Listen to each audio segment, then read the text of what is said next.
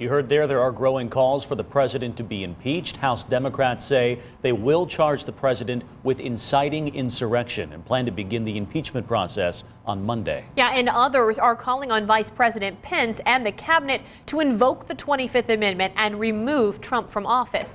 Our Jeff Newmeyer hit the streets of Fort Wayne today to see what people here think about such measures. Jeff? Yeah, Caitlin, Brian, as mentioned, Congress appears to be pushing ahead with impeachment proceedings. And the question really is it possible that particular method could actually get President Trump out of office before January 20th? And there are real complications trying to invoke the 25th Amendment and have Vice President Pence step in for a period of days. Andy Downs with the Mike Downs Center for Indiana Politics here at Purdue Fort Wayne says the 25th Amendment was primarily created as a succession plan for a president determined to be physically incapacitated. In this case, the question, is President Trump mentally unfit to carry out his duties for the next 12 days?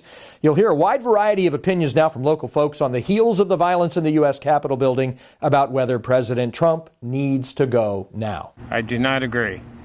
I think the 20th of January should be his last full day on the job.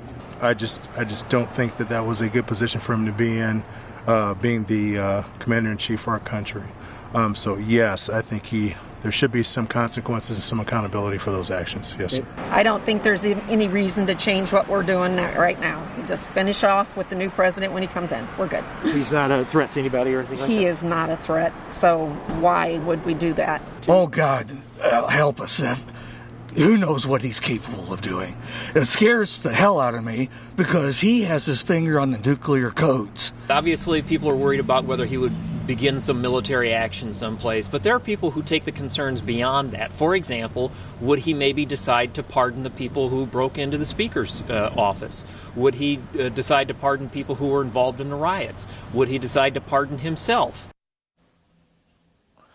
Now, you heard already earlier in our newscast President Trump indicating he will skip Democrat Joe Biden's inauguration ceremony in Washington on January 20th. CNN reporting that former Presidents Bush, Clinton, and Obama are planning to attend the swearing in of the new president that will be happening in just 12 days. Brian, Caitlin, back to you. Something we will for sure keep our eye on, Jeff. Thank you.